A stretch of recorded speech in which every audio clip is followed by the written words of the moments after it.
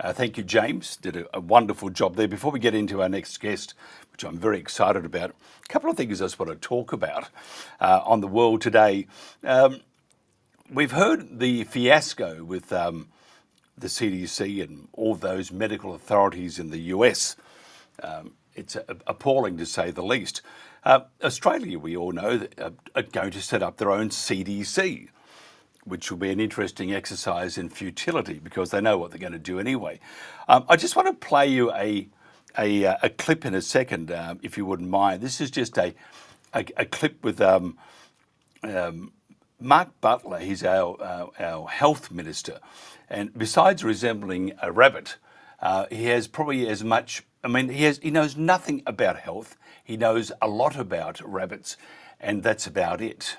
As the member knows, as many in this House know, the lack of a single trusted source of advice and data was one of the very significant restrictions we had in our pandemic preparedness and our pandemic response. That was the view of many public health organisations. It was the first conclusion of the independent COVID inquiry, and that is why we're currently debating legislation to introduce an independent CDC. It's supported by all state and territory governments. It's supported by every public health organisation I'm aware of. It's supported by many members in this House. I'm not sure whether it's supported by the opposition. They indicated at the last election they would not proceed with this, but it's an important debate for this parliament to continue to have. The CDC will be an independent agency that operates separately from the Department of Health. The Director General of the CDC is a very important role, and many of its arrangements, its powers and functions are set out in the bill that's currently being debated by the House. So there you are. It's going to be, and I was trying not to laugh, but it's going to be an independent organisation. My neighbour used to say bull twang. It's a very Australian saying for BS, and it's not rude too. So those who were thinking that I'm being rude, please don't ever think that again. But it's a lie. The Australian government are going to be using people from the TGA and the other medical authorities within this country to be part of the CDC. Or they'll bring people over like they did with Julie Inman-Grant, the e-safety commissioner, who's has a lot of experience with the CIA. So there you are. There's someone who's really behind free speech, not.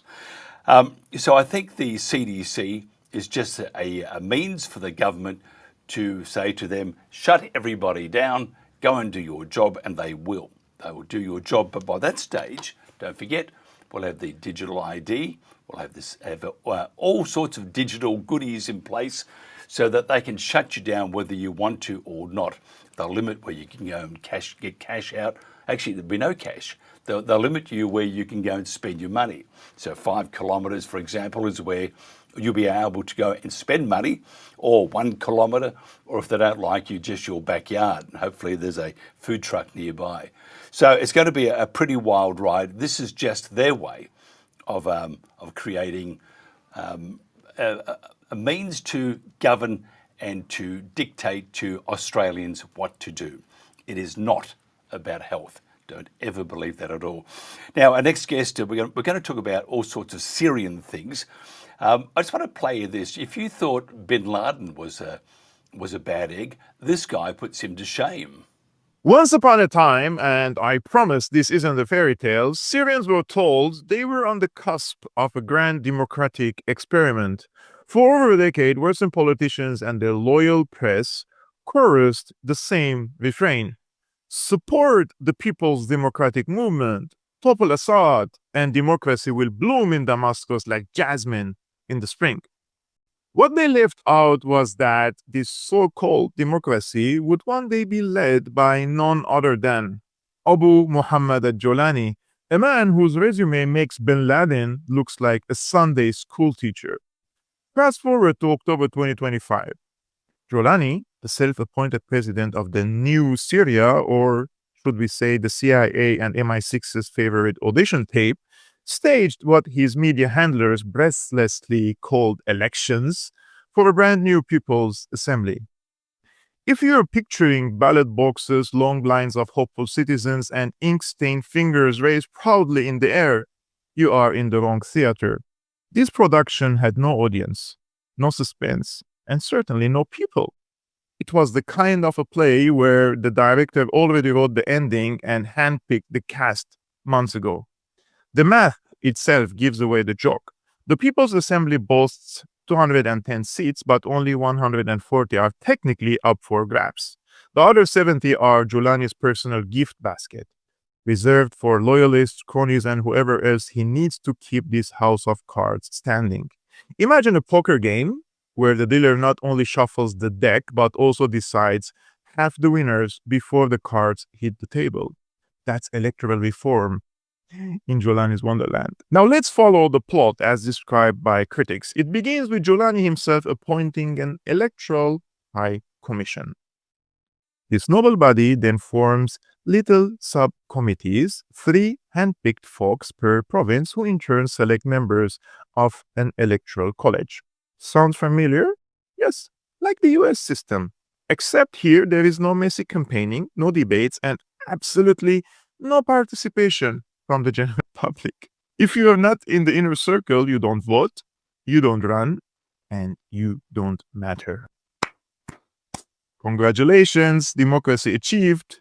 But even this charade has its limits. Entire regions, Sweda in the south, home to the Syrian Druze, and the East Euphrates, home to the Syrian Kurds and Arabs, were simply crossed off the guest list. Giuliani explained the snub by pointing to ongoing conflict in those areas. How convenient, because the areas controlled by Giuliani are beacons of stability, right? Of course, Syrian state media dutifully rolled out its thesaurus of propaganda, elections, participation, legitimacy. But scratch the surface and you will find only stage props. Committees appointing committees, smokes and mirrors leading to the same predetermined outcome. It's a pantomime designed not to empower Syrians, but to entrench divisions, all under the guise of constitutional order.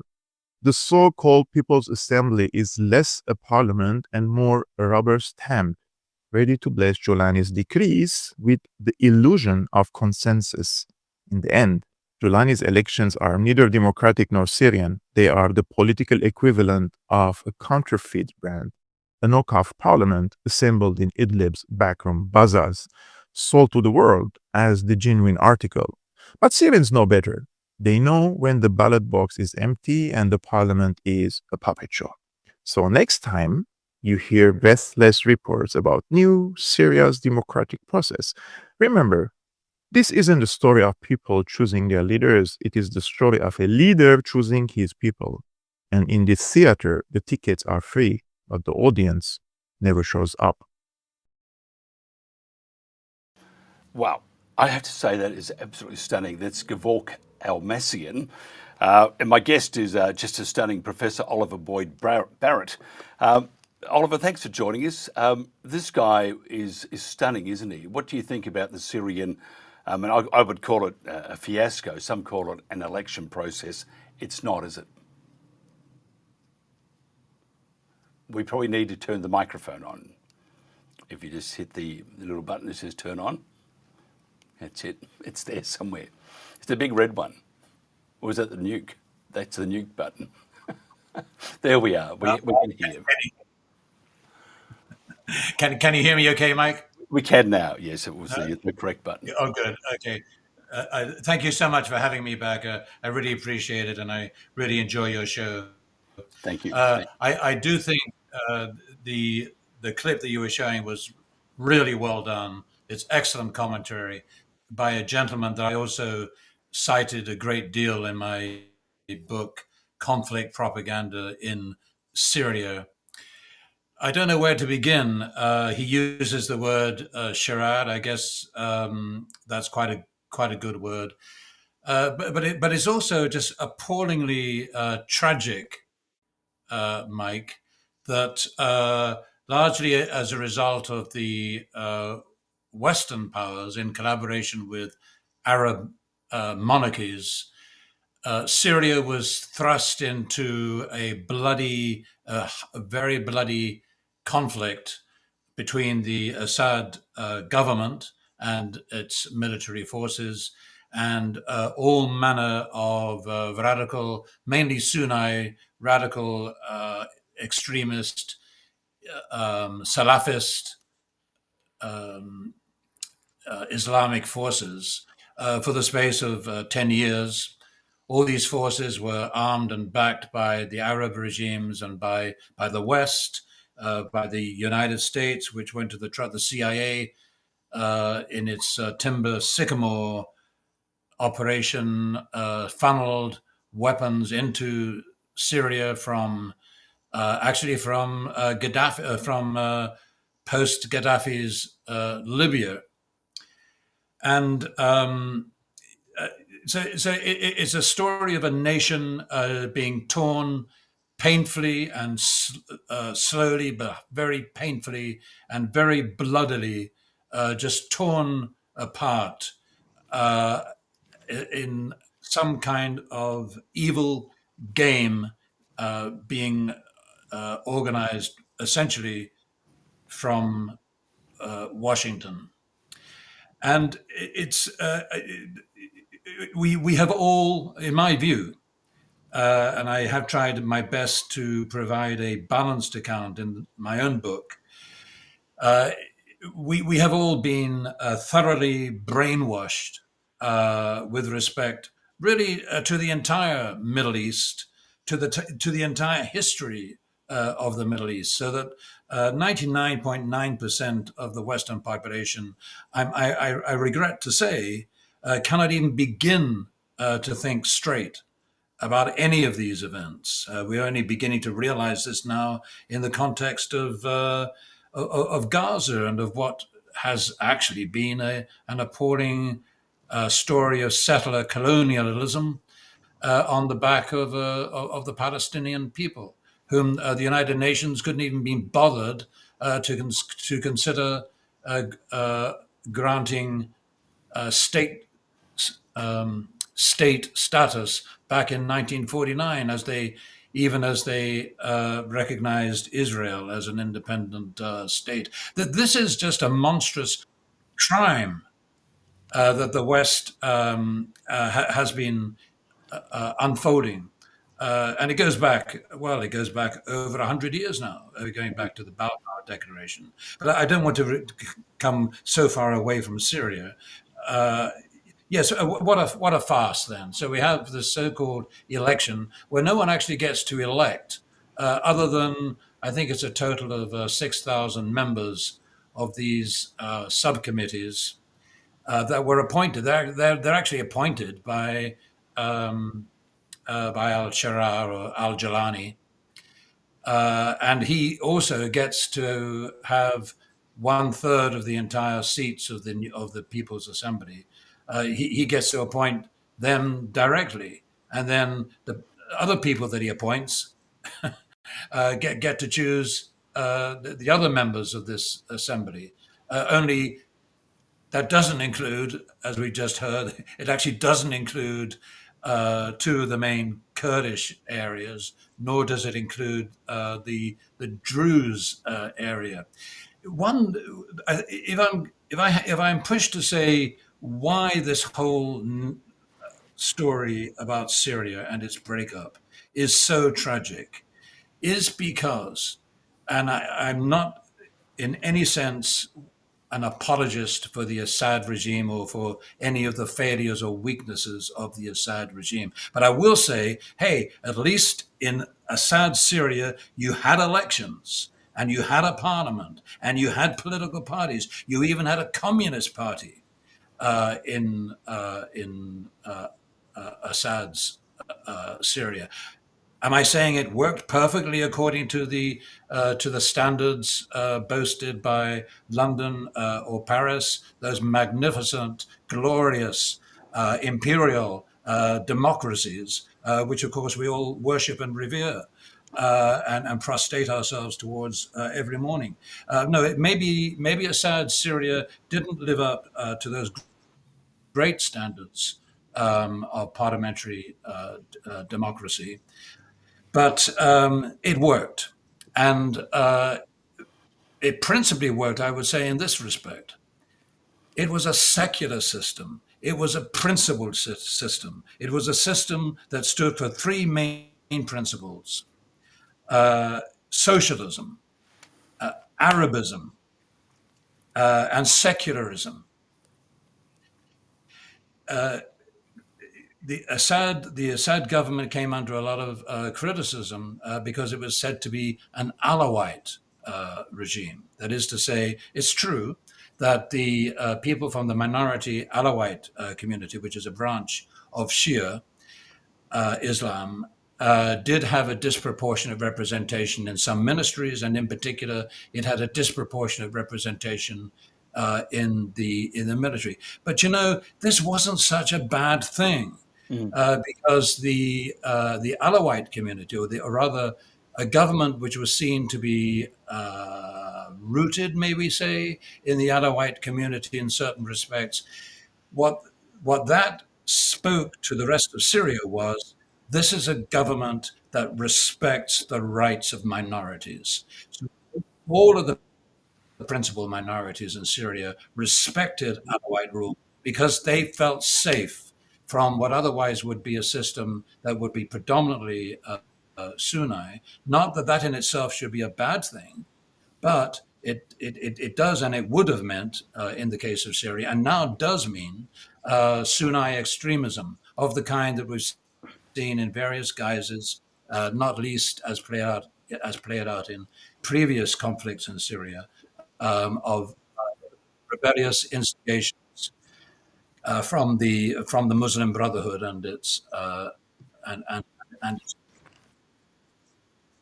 presented a continuing, non-democratic, non-representative, violent threat to law and order in Syria. What do we have now as a result of these Washington games? We've got something even worse than, say, the kind of Muslim Brotherhood government that we would have ended up with in Egypt had politics been allowed to continue its role without further Western intervention. We have a guy who has elected himself president, a guy who is known to have chopped heads and been associated with ISIS, associated with Al Qaeda, who has doubtless, in my estimation, has doubtless had links with and is perhaps subject to Western intelligence groups and their various machinations to achieve Western foreign policy objectives in the Middle East. And we're sucking up to him. We had the nauseous sight just the other day of Petraeus, the former head of the CIA, interviewing this head-chopping terrorist and praising him, more or less saying, "Oh, how wonderful it is to see you now, this gentleman, you that." Sorry, you. I Go ahead. I just want to know is Israel still bombing Syria? Yes, Israel bombs away, and it bombs wherever it wants. Israel, I mean, this has just gone totally under the radar of Western media attention. I mean, Israel has been bombing Syria for years and years and years, and even since the supposed ending of the supposed civil war. It wasn't a civil war at all. It was another war, a proxy war fought by the West via militia that were funded by the West and its acolytes in the Middle East against Syria, principally because Syria was an ally of Russia, and it was also an important buffer between Israel and Iran, which is considered to be the main goal, the main objective of Western regime change shenanigans on behalf of Israel. In the middle. So yes, so this process of bombing, it's excused. In the first of all, it was excused by, we're bombing Hezbollah, we're bombing Iranian finance militia in Syria. By the way, who were perfectly legitimately in Syria, invited into Syria to help protect the Syrian regime by Assad. There was nothing illegal about the presence of Hezbollah or Iranian forces in Syria. And so, yes, it goes on. I mean, wherever Israel decides it's got some kind of enemy, whether whoever they are, So what about then? it bombs. The Christians within, they're still being murdered. So I have, forgive, sometimes I feel very stupid. I'm trying to work out why. We have Israel and the US because of Trump, they're joined at the hip. We have Giuliani. He has been supported beautifully by the US and by the CIA. So we have friends of the US being bombed by friends of the US, and the Christians being murdered. It would seem that this is a scene from the Three Stooges. I mean, but can you please tell me which part of this makes sense? Why would they be bombing a regime that's been put in by Trump or by the US? Why would they be? Why would the US be putting up with the bombing from Israel to Syria? Why would the US support a terrorist? And I mean, so if you could, I'm a bit flabbergasted because we call him President Flip Flop, and he seems to flip flop decisions. Why would he do all this? Why would he? I mean, surely it was better the devil that they knew than to do business with a terrorist. The so Al Jalani, or now Al Shara, and his forces, they were put into power mainly, actually, by Erdogan of Turkey. Turkey has had a significant presence in northwestern Syria for a good many years. In fact, throughout the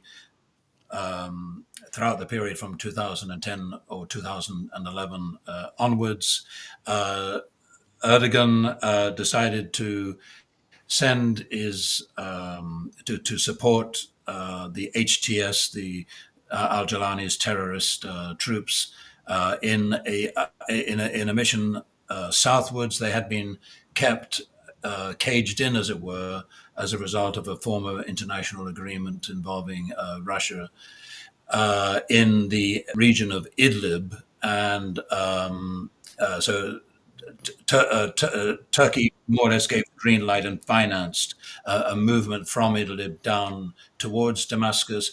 They may not even have expected to have won, actually. They may not have expected to have reached Damascus and to have been able to take over the government had it not been for a lot of other shenanigans being played by Israel further south to paralyze Assad's forces and to confuse them and to misdirect them. So the Turkish-backed HTS forces under Shirar were successful. They took over Damascus, and he appointed himself president.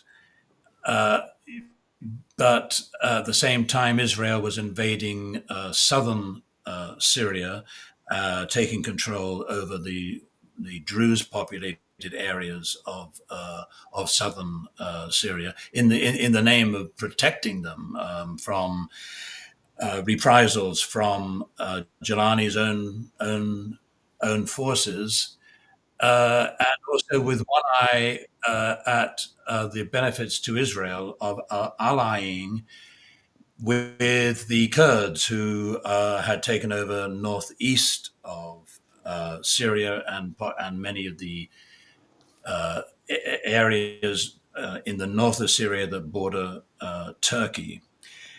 So, what are the driving forces behind this? I think we are all trying to work out. One of them has to be the Greater Israel Project, which is accelerating by the day, with Israel now refusing to leave southern Lebanon, refusing to leave southern Syria, allying with the Kurds, which of course Turkey is very concerned about, and also very likely with support from the Kurdish SDF, very likely moving into Iraq. These are all areas which have for long been demarcated as belonging to the greater Israel that may or may not finally emerge, and it'll be bigger than this. It'll take parts of Saudi Arabia, perhaps, if the Zionists do win out at the end of the day. But somewhere along the line, it does involve a significant clash, I think, between Israel and Turkey. That's the best I can do, Mike, at this point in time. Well, that's pretty good, and we have run out of time too. And I've done 3 questions. It's we need to do this more often. Professor Oliver Boyd-Barrett, if somebody wanted to do some follow up on what you've been saying and to find out more about you, how would they do that, Oliver? Well, I do have a Substack that's called Empire and Communication. So if you just do a search for Oliver Boyd-Barrett's substack.com, you'll find me one way or another. Empire and Communication. Now you can go to bed now. It's very late where you are, but I'm sure a nightcap would be in order. Professor Oliver Boyd-Barrett, thank you very much for your time. So coming up next, Dr Marcus Papadopoulos, right here on The World Today. With the latest information and analysis of major events from around the world, this is today's News Talk, The World Today. And welcome back again to The World Today. My guest is Dr Marcus Papadopoulos, a magnificent analyst, author and historian. Marcus, thanks for joining us. Can you tell me the latest between Russia and Ukraine? Well, thank you, Mike, as always, for having me on your show.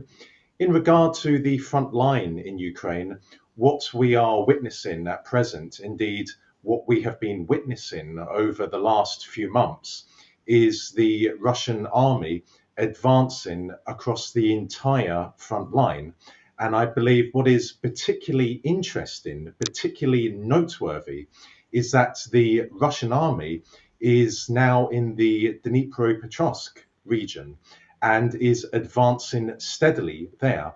That is quite interesting because as it currently stands, the Kremlin, officially speaking, has not made any claims to the Dnipropetrovsk oblast, or region as it is in English.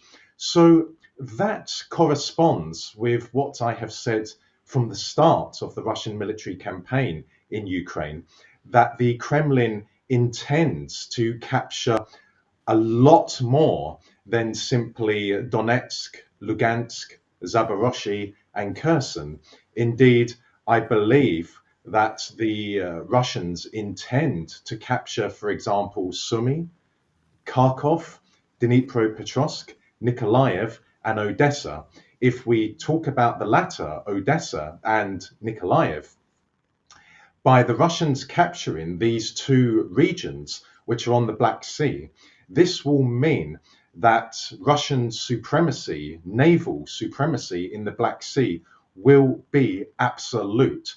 And of course, one of the main concerns of the Kremlin for many years now, indeed many decades now, since Ukraine became independent, is that NATO could establish a naval presence in Ukraine.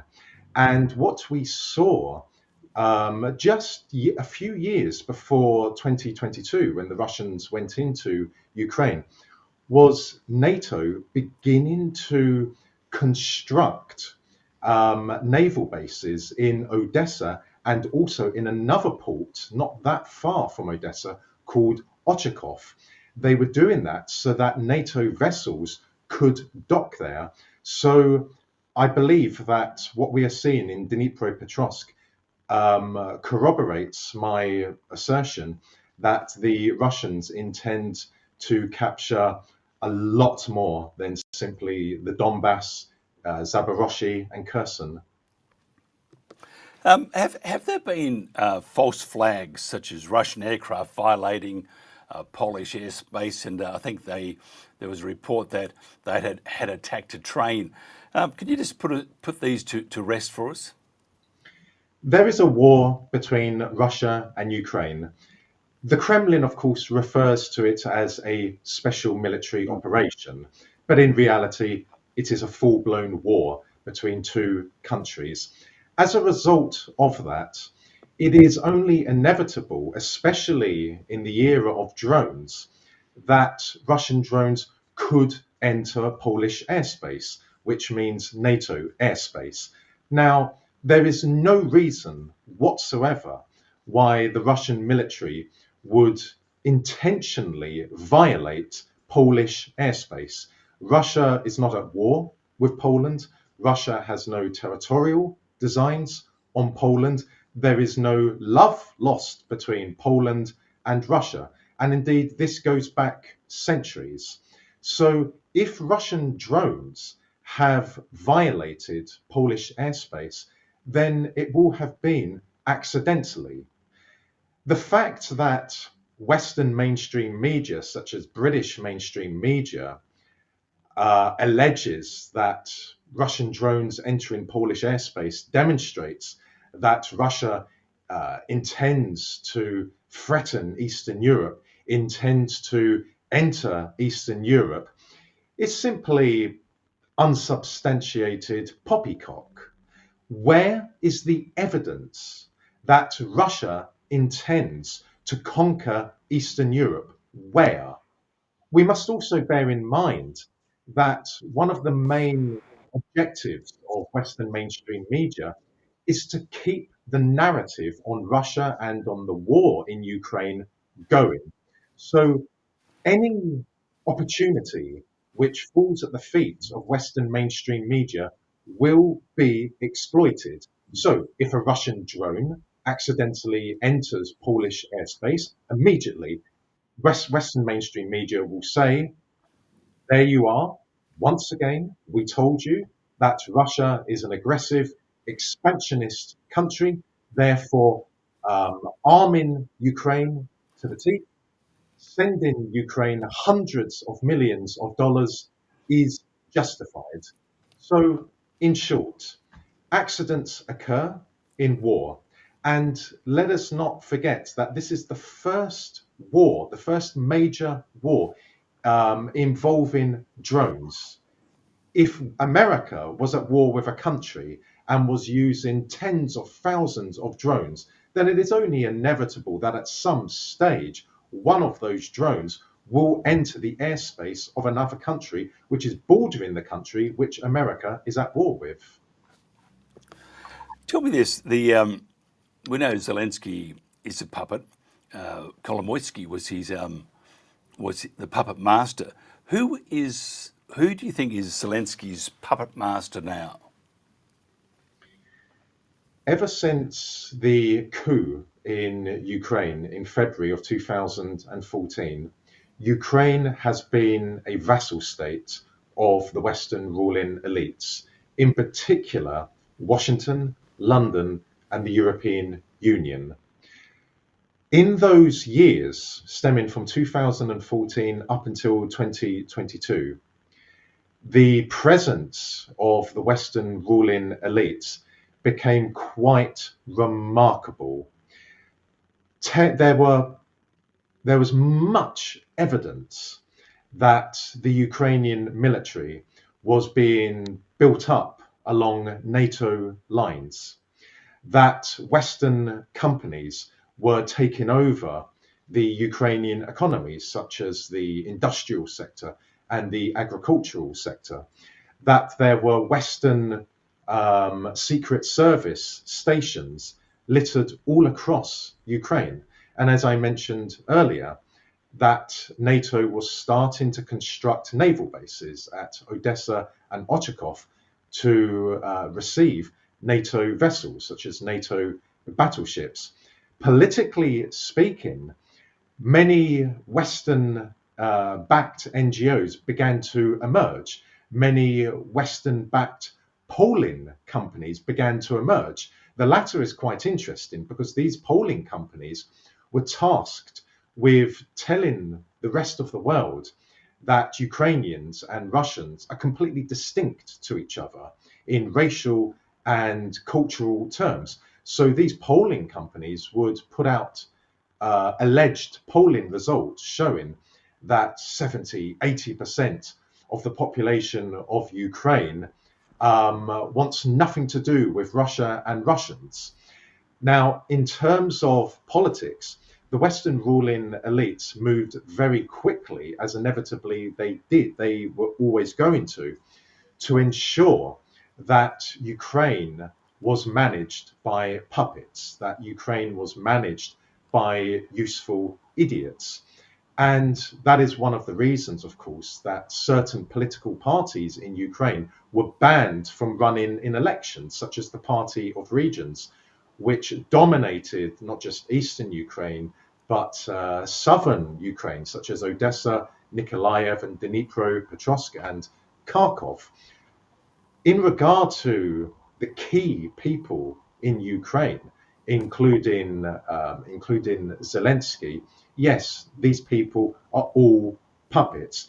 You ask who are their controllers.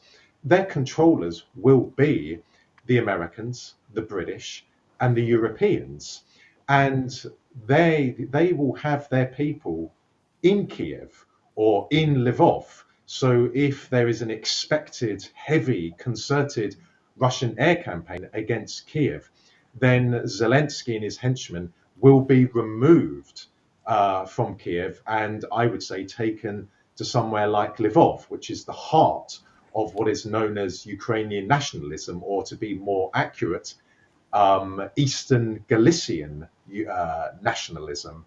So these are the people who control Zelensky and his henchmen. Yeah, I'm just thinking and looking at chat too, some of it mentioned, and to some of our preparation for this is that he is possibly Zelensky is possibly an asset. Hello, for Western intelligence. Any hard evidence that he is an asset for Western intel, or is it just people's not imaginations, but yeah, it could most likely be correct, but at this stage they haven't got that concrete evidence, or is there concrete evidence? Following a coup by a foreign power or foreign powers, the aim is to take control of the country that the coup has taken place in. So no foreign power will orchestrate a coup in a country and then say to the people of that country, right, we got rid of the government there, we hand the country over to you. That is nonsense. That is, anyone who believes that is not just naive, but is clearly living in a parallel universe. That is not how it works. If we take Zelensky, he does exactly what Washington, London, and Brussels says. So if one day the aforementioned say one thing about Russia, that day or the next day, Zelensky will say exactly the same thing. Furthermore, it is clearly not in the interests of the population of Ukraine for this war to continue, especially bearing in mind that in places such as Dnipropetrovsk and Odessa and Nikolaev and indeed Kharkov, vast amounts of the population there identify with Russia. So it is clearly not in the interests of the people of Ukraine for the war to continue. But it is in the interests of the Western ruling elites for the war to continue, because they are attempting to inflict a strategic defeat on Russia by defeating the Russian military. And if the Russian military, hypothetically speaking, is defeated in Ukraine and pulls back into Russia proper, then immediately Ukraine would be admitted into NATO. So the fact that the Western ruling elites want the war to continue, the fact that Zelensky and his henchmen want the war to continue, provides ample evidence that the two are working together. In no way is it in the interests of the overwhelming majority of the Ukrainian population for this war to continue. I say the overwhelming majority because in what is known historically as Eastern Galicia, Lvov, Ternopil, Ivano-Frankivsk, and alongside that, Volyn and Rivne, there the population is very different to the rest of Ukraine. There you will find this notion of a Ukrainian national identity, of Ukrainian nationalism. There you will find hatred of Russia. The reason being is because in the aforementioned areas, there is Austrian blood, there is Polish blood, there is Lithuanian blood, there is Hungarian blood. The population there is very different in cultural terms to the rest of Ukraine. Indeed, the dominant religion in Eastern Galicia and Volyn and Rivne is not Orthodox Christianity. It is Roman Catholicism. That on its own should tell you that that part of Ukraine is very different to the rest of Ukraine. But yes, the people in those regions, even the average person, hates Russia to such an extent that they would be prepared to see the war continue. But they're prepared to see the war continue partly because the war is not in the westernmost part of Ukraine. It is in areas where the population overwhelmingly identify with Russia. Is Ukraine seeking again to join the EU? If they are, what would the implications be? Well, officially, nothing has changed ever since the coup in Ukraine. Ukraine has sought membership of the European Union and has sought membership of NATO. When I say Ukraine, I mean the Ukrainian colony, which is controlled by the Western ruling elites. So when we hear a politician in Ukraine say that we in Ukraine seek membership of the EU and NATO, that is because that person is a mouthpiece. That is because that person has been bought by the Western ruling elites. Can Ukraine join the European Union? Can Ukraine join NATO? Never.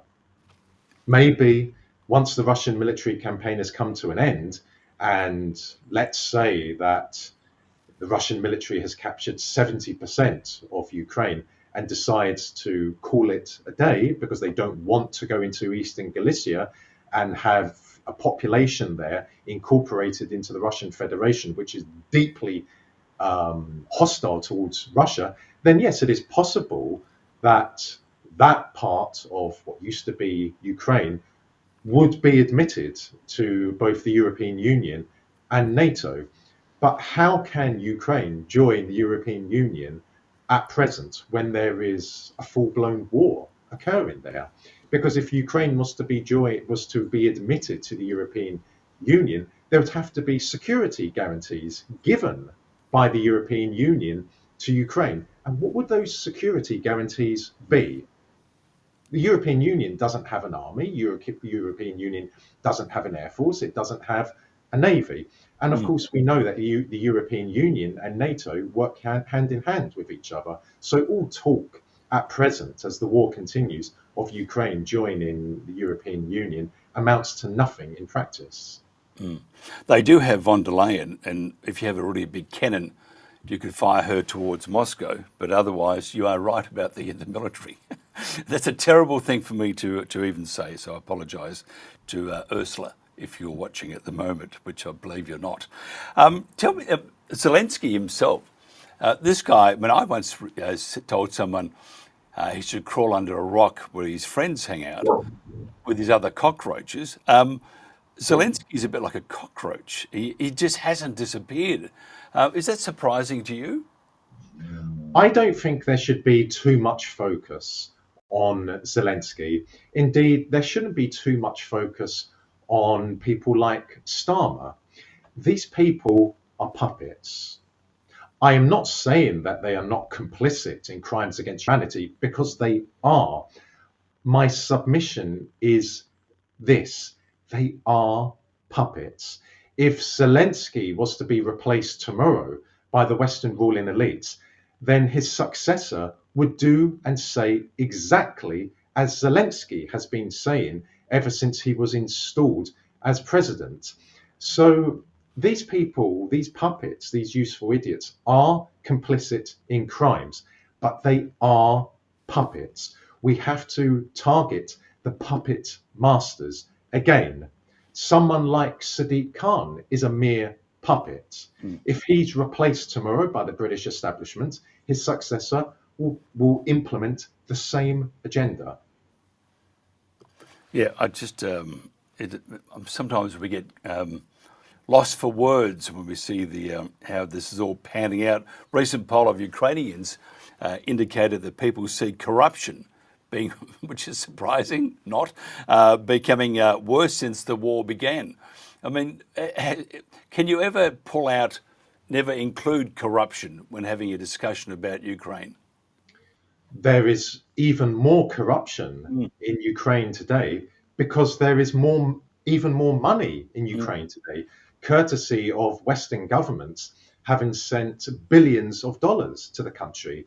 That said, ever since Ukraine became independent in December of 1991, which was against the wishes of the vast majority of the population, indeed over 70% of the population of Ukraine in March of 1991 voted to remain part of the USSR. But ever since Ukraine became independent, it has been one of the most corrupt of countries in the world, regardless of who was president, from Kravchuk to Kuchma to Yanukovych, who had, to an extent, Russian leanings, and then to the presidents, so-called presidents of Ukraine, following the coup in Ukraine, which, as I said, was orchestrated by the Western ruling elite, specifically Western intelligence services. So Ukraine is an extremely corrupt country. But where there is more money in a corrupt country, you will see that level of corruption rise even further. Yeah, I just sometimes, and Jennifer, who's my business partner and does a lot of the research, is just amazed at what is transpiring at the moment. You mentioned that when Russia have perhaps 70% of Ukraine, that they could quite possibly stop. How far away are we from getting to that 70%? I was not surprised when the West imposed thousands upon thousands of sanctions on Russia. That to me was inevitable. Indeed, I had long said that should the Russian army enter Ukraine, then the sanctions which would be imposed on Russia would be unprecedented. What I did not foresee was the sheer amount of military equipment which NATO would pour into Ukraine, which would saturate the lands of Ukraine. I also strongly suspect that the Kremlin did not see that either.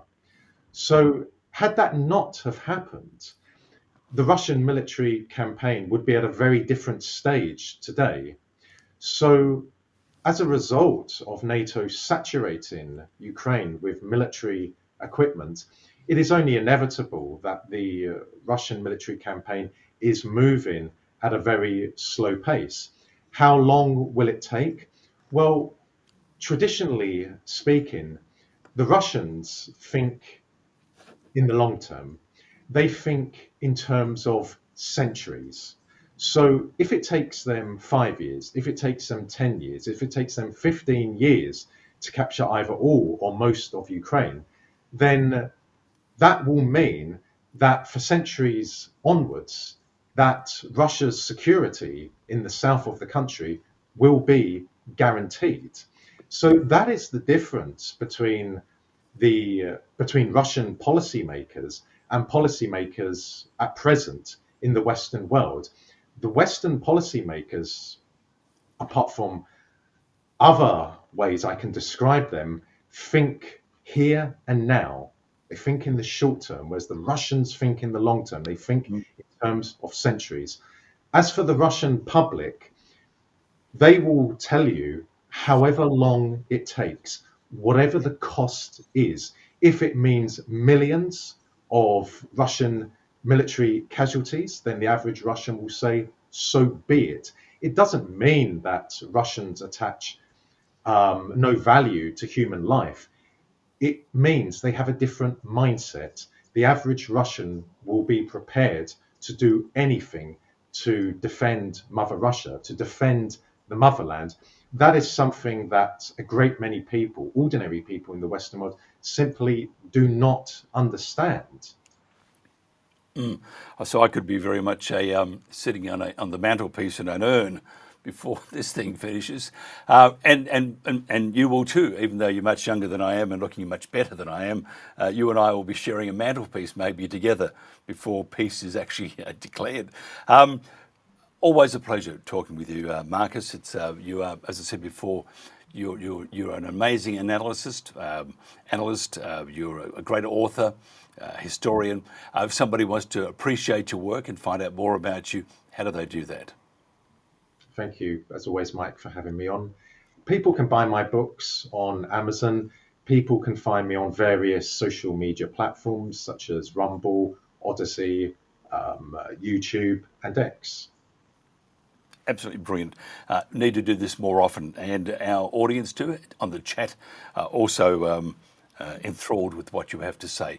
Marcus Papadopoulos, thank you very much, sir. This is The World Today.